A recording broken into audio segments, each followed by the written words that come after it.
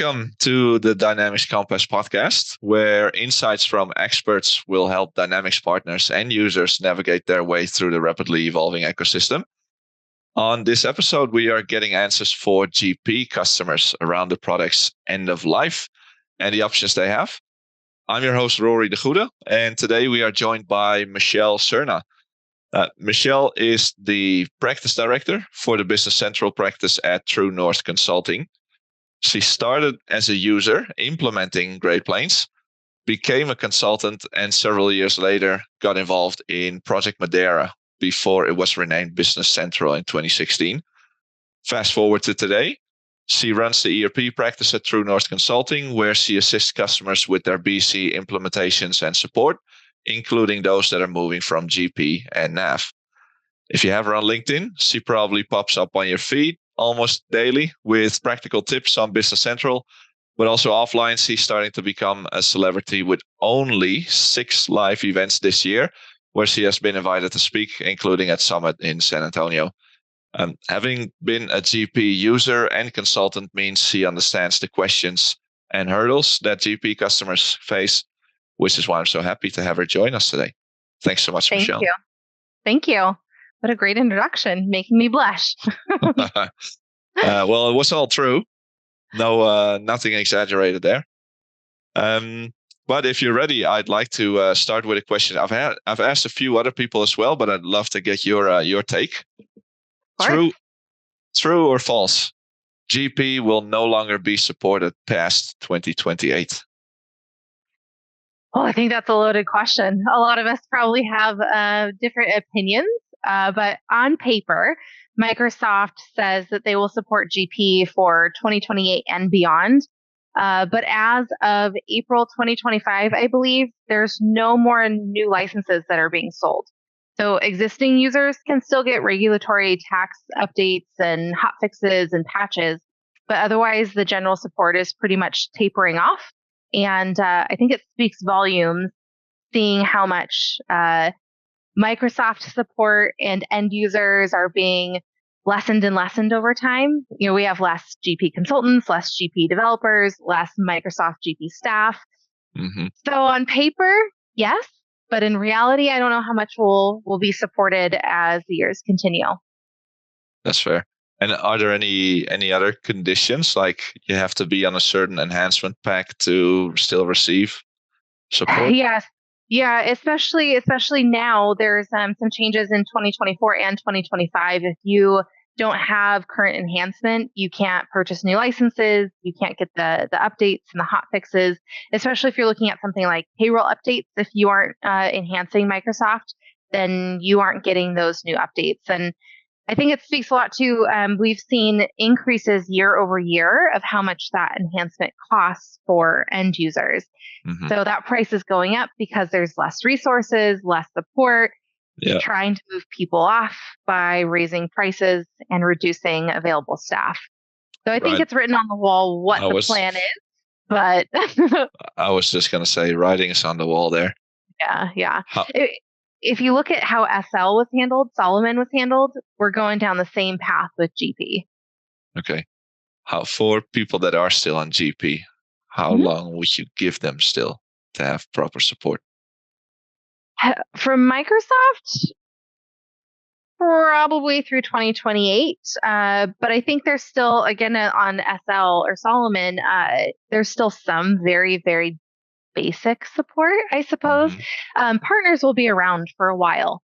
We'll continue supporting GP for a while as long as they have enough clients, but you'll see that they're starting to condense those practices. So less and less partners will be supporting GP. Yep. A lot of the consultants are moving on to either Business Central or retiring or just no longer working as a consultant.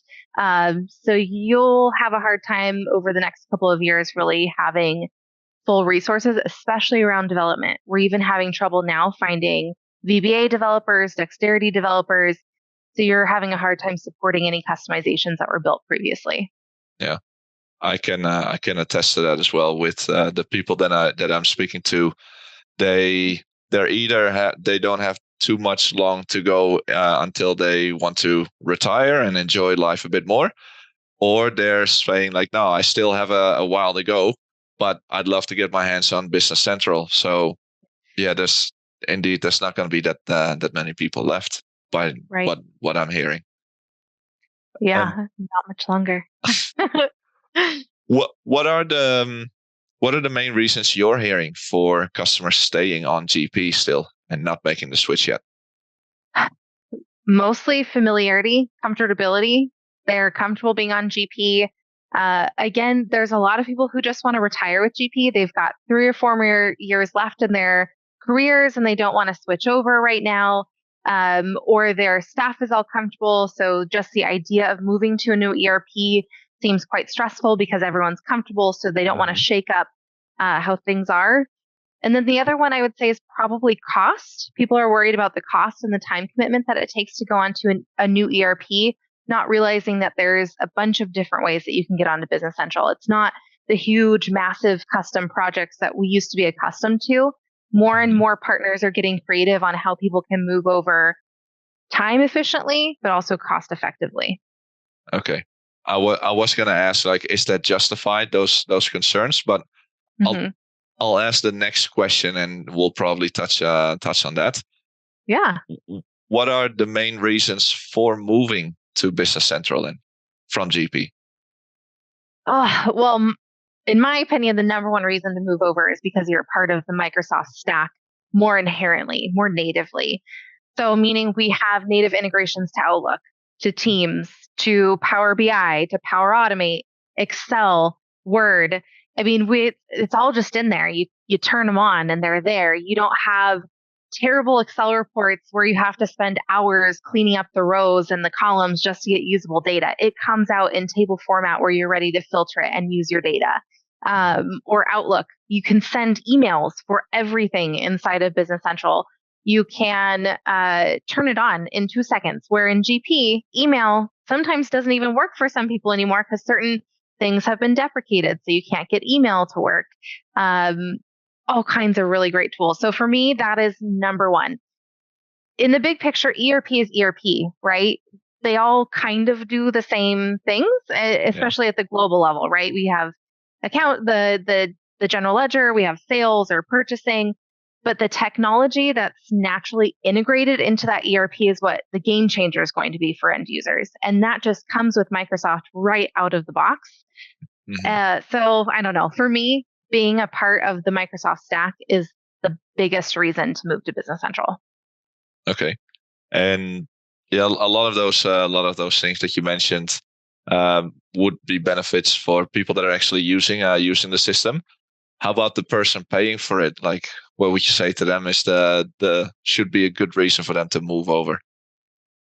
I mean, a lot of tasks are just completely cut in half of how long they take because of how much easier it is to do things. And then we're starting to, a big part of Business Central is for the end user, the user capabilities, the user interface, making it easy on your end users, which makes morale higher, makes adoption of a new program higher. But we're starting to see these new features come out that are for the business owner. So in this release that's coming out in October, there's a whole bunch of Power BI dashboards that are just included that are all about the decision maker. There's all of these KPIs in there that you just log in and you can see how your business is doing. The whole part of Business Central that really gets me jazzed, because I just love data, is how that data is actually at your fingertips. So many of our ERP products have data, but we can't actually use it. And Business Central is meant to utilize that data. So for these decision makers, our key players, they actually can take that data and turn it into something that's more usable on a daily basis. Yeah, that's a big value add indeed. Make your decisions quicker and more informed. Yes, that's what you want as a business leader. Exactly. So according to you, and you kind of talked about it, but what should companies take into consideration when deciding to stick with GP or not? So if you're on GP and you're trying to decide if you want to stick with it, I think the first questions are going to be around functionality. So are you okay that GP is getting more limited on the resources, that it's more limited in partaking in the modern workplace? If you're not okay with that, then you already know you need to make a change, right? That's the really simple fundamentals there. Yeah. But also that cost, we talked about that's one of the things that why people aren't looking to move is because they're worried about cost. But look at the big picture. You have to think about, is your GP server outdated? How about your SQL server? Are you still paying for that enhancement fee? If you are and you're getting updates and upgrades, how expensive are those upgrades for you?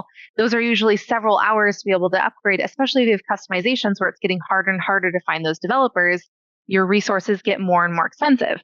Yeah. And then you think about how much are you really paying for all of those things, and when is the next time you need to? So if it's time for an upgrade of your server, if you look at that total cost ownership over the next 5 years, when you're also upgrading that server and upgrading GP, we're actually finding that people are paying less moving over to Business Central than remaining on GP and updating and able to maintain those servers or that environment. So it's almost a no-brainer when you look at the 5-year picture of those costs and compare that with that functionality where you are part of the modern workplace or you are keeping up with the Joneses in a sense for technology, right? Yeah. It becomes a much easier decision when you look at it holistically. Yeah.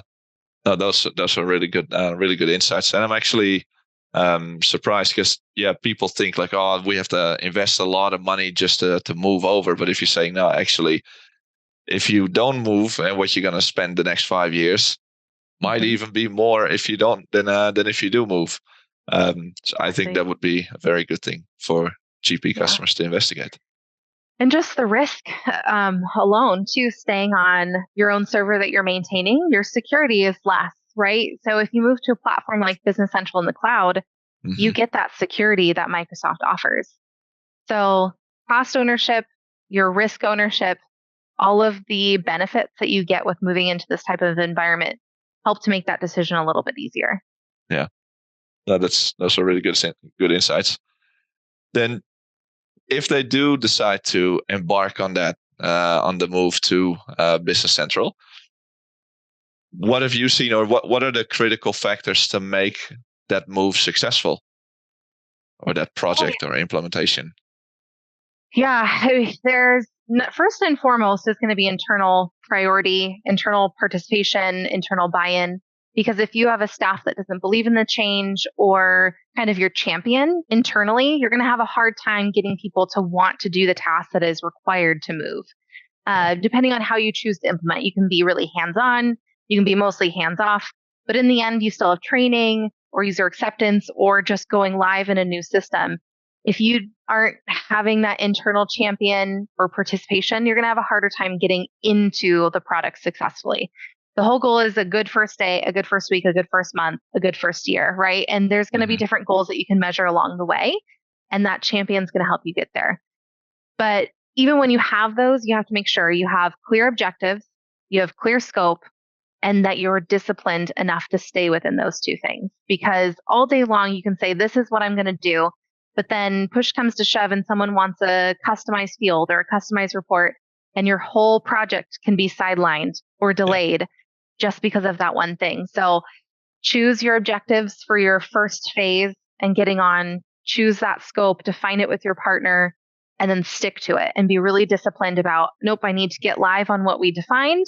And then I'll do a phase 2. And phase 2 can be the next week after you go live, or it can be the next year. You get to work with your partner to define that, but you'll be much more successful if you stay within that scope that you've outlined. And all of that comes from clear and candid communication. Be upfront about what you can do, what you expect, what you want to come from this. And all of those things, that buy-in, that clarity of objection and scope, and then your open communication are really going to get you a successful implementation that makes that first day or that first week or that first month that much easier because you defined what you need, you stuck to your guns, and you got through with someone supporting you. And it goes both ways. You need your internal support and your partner support. Yeah, that's really good. With what you said on getting the people on board and including the users.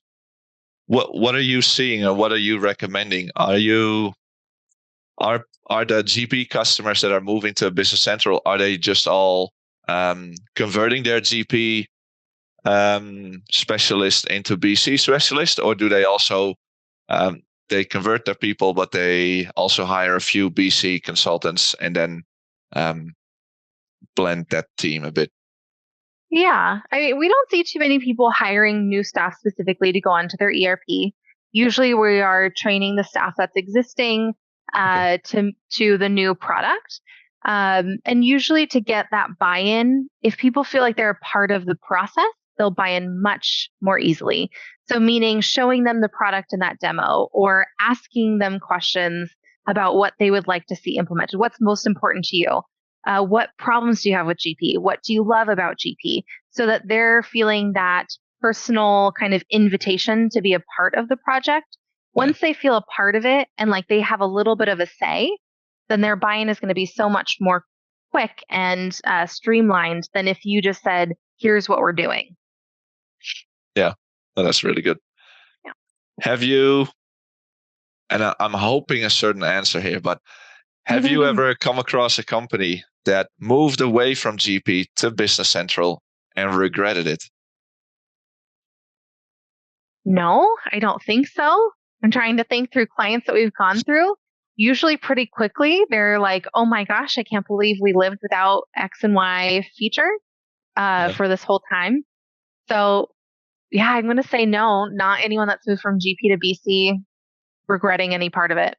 Okay, well, that's good, because that's this whole podcast is also to help people clarify and remove, well, not remove concerns, but clarify things and then have the right information. And I think you're giving very relevant information here.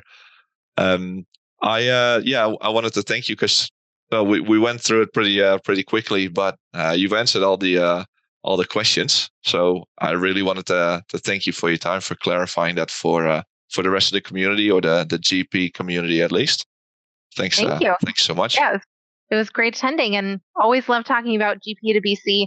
As someone who moved from GP to BC myself, it seems daunting and scary, but once you open up yourself to learning new features and knowing that it's all going to be okay, it's just a little bit of a change. It's actually a really great experience, and you can have a lot of fun getting to redefine processes or how you do things, because you just have so much more access to technology and new ways of completing your daily tasks. So it's a great adventure for anyone who's on the fence. I encourage you to ask questions with your partner or find someone who has information about it, because it's a great change for companies. Yeah. With that, now you've given me another question. With your background indeed in GP, when you moved over to Project Madeira, Business Central, what were you the fan of the most and the least? Oh gosh, so back then there wasn't all of the features that we have now.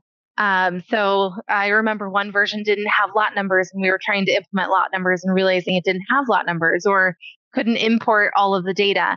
But the favorite part then, and it's still one of my favorites now, is that you access this on a browser. So you have access anywhere to your ERP system. No more RDPing in. I had to RDP in the other day to an environment and was so confused, because it's just so simple. You go to the browser that you like, you put in your Azure AD credentials, and you are in. There's a simple license assignment. It's so much easier. And then also the fact that hopping a company, if you need a test company, takes about 5 minutes to turn it on, and then the system runs it and does it on their own. So there's not this huge involvement from a partner or an IT resource. Of course, you have to have the proper permissions to be able to do it, but it's such a less amount of an uplift to be able to do something like create a test company. And then speaking on the back then, there weren't that many features. Now there's tons of features. We have more features than what GP has. And that's one of the things I love about it, because every April and October, when those new releases are, you're getting new functionality, and it's big functionality. And it's functionality that changes your day and is constantly improving. And that is one of my favorite things about Business Central today, is that you get the latest and greatest all the time. They're not these huge upgrades every couple of years.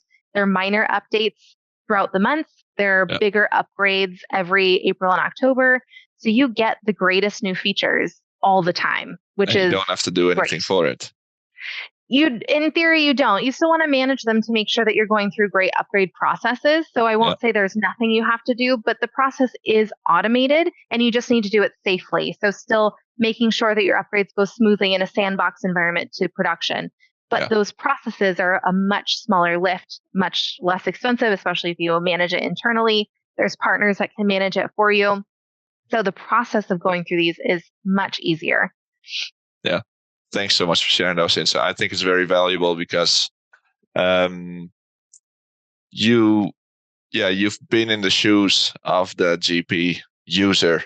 So that you're not just coming from a BC, like I'm all about BC. No, you came from GP. So I really value your insights, and I no doubt other people do as well. Thank you. Thanks so much, Michelle. Thank you. Something I'm very passionate about. So I can tell. Happy to share any information you guys are looking for. Yeah, all good. Well, with that, if people wanna hear more and they are going to Summit, Michelle will be there. She will be on the stage. Don't walk up on the stage, but wait till she's done. She's happy to speak to anyone. Very happy to. Thank you so much, Rory. Thanks, Michelle. Bye. Bye-bye.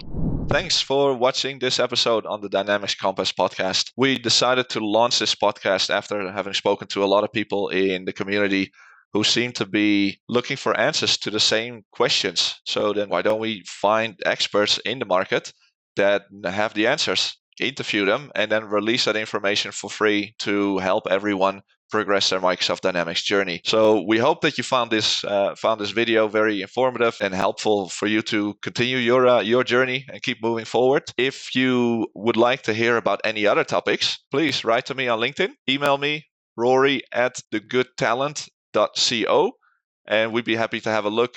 We'll look for the experts that have the answers. We'll interview them and it will be freely available to you. Again, thanks so much for watching. Thanks for your support as well. And I hope you have a great rest of your day. Bye.